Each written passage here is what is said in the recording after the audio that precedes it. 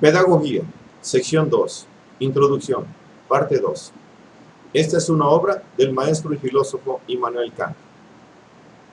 En el arte de la educación se ha de cambiar lo mecánico en ciencia. De otro modo, jamás sería un esfuerzo coherente, y una generación derribaría lo que otra hubiera construido. Un principio de arte de la educación, que en particular debían tener presente los hombres que hacen sus planes, es que no se debe educar a los niños conforme al presente, sino conforme a un estado mejor, posible en lo futuro, de la especie humana. Es decir, conforme a la idea de humanidad y de su completo destino. Este principio es de la mayor importancia. Los padres, en general, no educan a sus hijos más que en vista del mundo presente, aunque esté muy corrompido. Deberían, por el contrario, educarles para que más tarde pudiera producirse un estado mejor. Pero aquí se encuentran dos obstáculos. A. Los padres solo se preocupan, ordinariamente, de que sus hijos prosperen en el mundo. Y B. Los príncipes no consideran a sus súbditos más que como instrumentos de sus deseos. Los padres cuidan de la casa, los príncipes del Estado. Ni unos ni otros se ponen como fin un mejor mundo, ni la perfección a que está destinada la humanidad y para lo cual tiene disposiciones. Las bases de un plan de educación han de hacerse cosmopolitamente. ¿Es que el bien universal es una idea para que pueda ser nociva a nuestro bien particular? De ningún modo, pues aunque parece que ha de hacerse algún sacrificio por ella, se favorece, sin embargo, el bien de su estado actual. Y entonces, ¿qué nobles consecuencias le acompañan? Una buena educación es precisamente el origen de todo el bien en el mundo. Es necesario que los gérmenes que yacen en el hombre sean cada vez más desarrollados, pues no se encuentran en sus disposiciones los fundamentos para el mal. La única causa del mal es el no someter la naturaleza a reglas. En los hombres solamente hay gérmenes para el bien. ¿De dónde deben venir, pues, el mejor estado del mundo? ¿De los príncipes o de los súbditos? ¿Deben estos mejorarse por sí mismos y salir al encuentro, en medio del camino, de un buen gobierno? Si los príncipes deben introducir la mejora, hay que mejorar primero su educación, porque durante mucho tiempo se ha cometido la gran falta de no contrariarles en su juventud. El árbol plantado solo en un campo crece torcido y extiende sus ramas a lo lejos. Por el contrario, el árbol que se alza en medio de un bosque crece derecho por la resistencia que le oponen los árboles próximos y busca sobre sí la luz y el sol. Lo mismo ocurre con los príncipes. Sin embargo, es mejor que los eduque uno de sus súbditos que uno de sus iguales. Solo podemos esperar que el bien venga de arriba, aunque su educación sea la mejor. Por esto, lo principal aquí son los esfuerzos de los particulares y no la cooperación de los príncipes, como pensaban Bacedou y otros.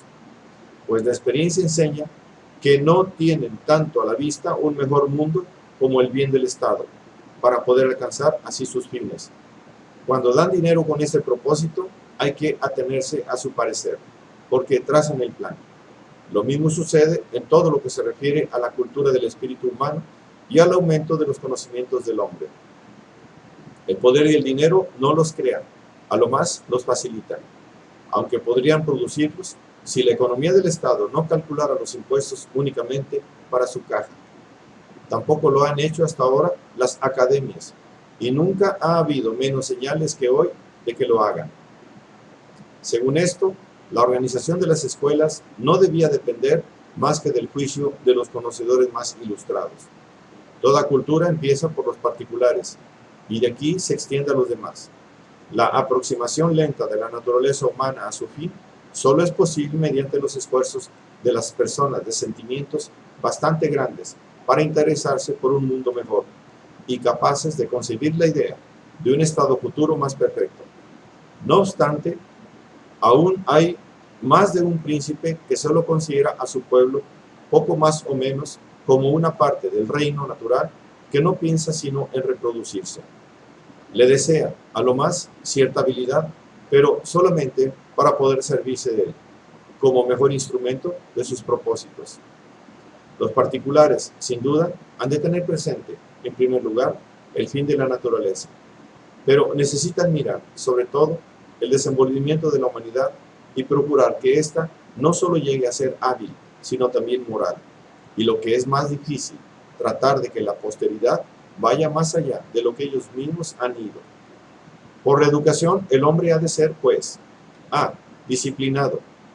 Disciplinar es tratar de impedir que la animalidad se extienda a la humanidad, tanto en el hombre individual como en el hombre social. Así pues, la disciplina es meramente la sumisión de la barbarie. B. Cultivado. La cultura comprende la instrucción y la enseñanza. Proporciona la habilidad, que es la posesión de una facultad por la cual se alcanzan todos los fines propuestos. Por tanto, no determina ningún fin, sino que lo deja a merced de las circunstancias.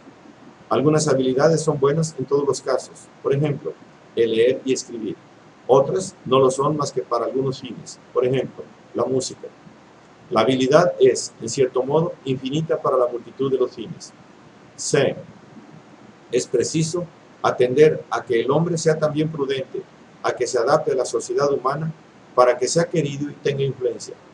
Aquí corresponde una especie de enseñanza que se llama la civilidad.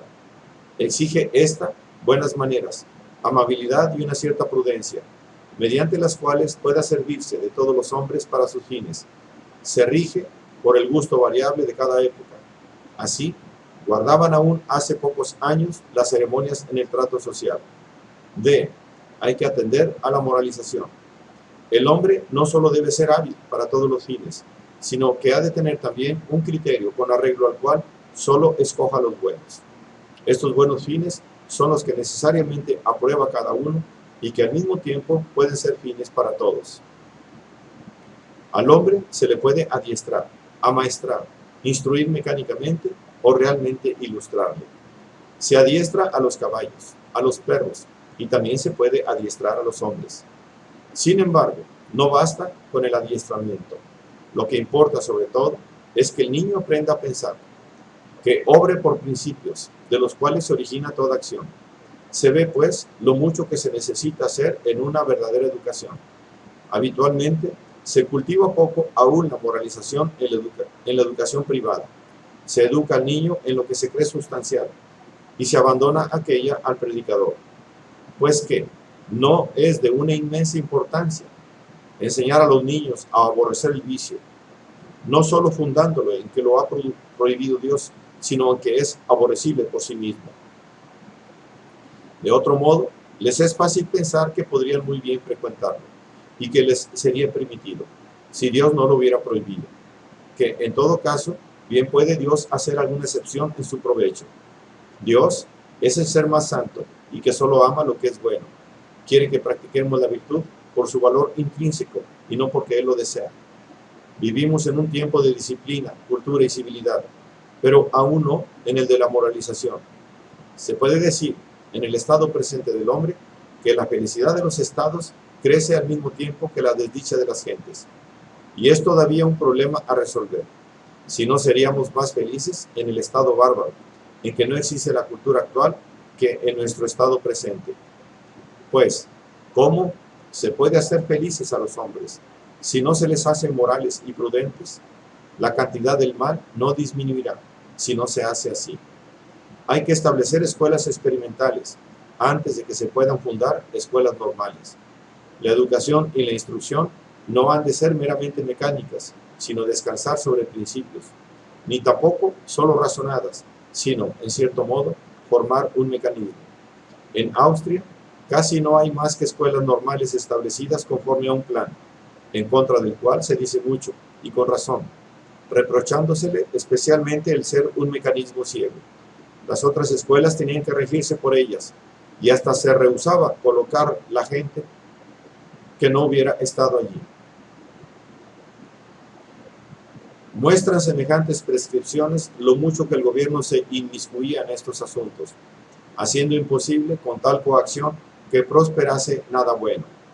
Se cree comúnmente que los experimentos no son necesarios en la educación y que solo por la razón se puede ya juzgar si una cosa será o no buena. Pero aquí se padece una gran equivocación, y la experiencia enseña que de nuestros ensayos se han obtenido con frecuencia efectos completamente contrarios a los que se esperaba. Se ve, pues, que naciendo de los experimentos, ninguna generación puede presentar un plan de educación completo. La única escuela experimental que, en cierto modo, ha comenzado a abrir el camino ha sido el Instituto de Dessau. Se le ha de conceder esta gloria, a pesar de las muchas faltas que pudieran achacársele, faltas que, por otra parte, se encuentran en todos los sitios donde se hacen ensayos, y a él se le debe asimismo que todavía se hagan otros nuevos. Era, en cierto modo, la única escuela en que los profesores tenían la libertad de trabajar conforme a sus propios métodos y planes, y donde estaban en relación tanto entre sí como con todos los sabios de Alemania. La educación comprende los cuidados y la formación. Esta es: A, la negativa, o sea, la disciplina, que meramente impide las faltas. B, positiva, o sea, la instrucción y la dirección, perteneciendo en esto a la cultura. La dirección es la guía en la práctica de lo que se ha aprendido. De ahí nace la diferencia entre el instructor, informator, que es simplemente un profesor, y el ayo, Hauptmeister, que es un director. Aquel educa solo para la escuela, este para la vida. La primera época del alumno es aquella en que ha de mostrar sumisión y obediencia pasiva. La otra es aquella en que ya se le deja hacer uso de su reflexión y de su libertad, pero sometidas a leyes. En la primera hay una coacción mecánica, en la segunda una coacción moral. La educación puede ser privada o pública. La última no se refiere más que a la instrucción, y esta puede permanecer siendo pública siempre. Se deja a la primera la práctica de los preceptos. Una educación pública completa es aquella que reúne la instrucción y la formación moral. Tiene por fin promover una buena educación privada. La escuela en que se hace esto se llama un instituto de educación. No puede haber muchos institutos de esta clase, ni puede ser tampoco muy grande el número de sus alumnos, porque son muy costosos. Su mera instalación exige ya mucho dinero. Estos institutos vienen a ser como los asilos y hospitales. Los edificios que requieren y el sueldo de los directores, inspectores y criados restan ya la mitad del dinero destinado a este fin. Y está probado que los pobres estarían mucho mejor cuidados enviándoles este dinero a sus casas. También es difícil que la gente rica mande sus hijos a estos centros. El fin de tales institutos públicos es el perfeccionamiento de la educación doméstica. Cesarían sus gastos si estuvieran bien educados los padres, a los que les ayudan en la educación, o los que les ayudan en la educación. En ellos se debe hacer ensayos y educar individuos, y así crearán una buena educación doméstica. De la educación privada cuidan, o bien los mismos padres, o bien otras personas, que son auxiliares asalariados, cuando aquellos no tienen tiempo, habilidad o gusto. Pero en la educación dada por estos, se presenta la dificilísima circunstancia de hallarse dividida la autoridad entre los padres y los ayos.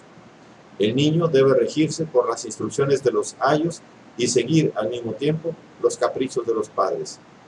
En una educación de esta clase es necesario que los padres cedan toda su autoridad a los preceptores. Pero, ¿en qué puede aventajar la educación privada a la pública o esta a aquella? Parece ser más ventajosa en general la educación pública que la privada, no solo desde el punto de vista de la habilidad, sino también por lo que se refiere al carácter del ciudadano. Es muy frecuente que la educación doméstica no solamente no corrija las faltas de la familia, sino que las aumente. ¿Cuánto debe durar la educación? Hasta la época en que la misma naturaleza ha decidido que el hombre se conduzca por sí mismo, cuando se desarrolla en él el instinto sexual, cuando él mismo pueda llegar a ser padre y debe educar, aproximadamente hasta los 16 años. Pasando este tiempo, se puede emplear aún los recursos de la cultura y aplicar una disciplina disimulada, pero no una educación regular.